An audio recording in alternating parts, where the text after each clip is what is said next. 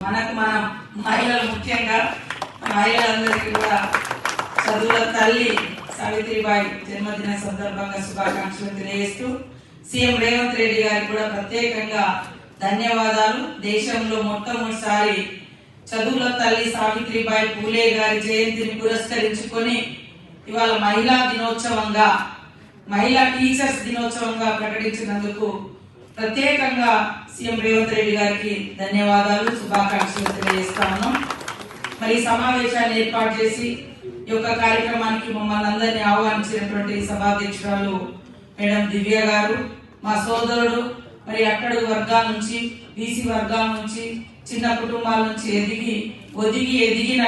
ఎదుగుతున్నటువంటి సోదరుడు మెట్టు సాయి గారికి, ప్రియాంక గారికి, మరి ఫిషరీస్ అండ్ మన సెర్ డిపార్ట్మెంట్ అందరికి, అడిషనల్ డిఆర్డిఓస్, పత్రికా మీడియా సోదరులకు, ఇతర స్టాఫ్ అందరికీ కూడా హృదయపూర్వక నమస్కారాలు.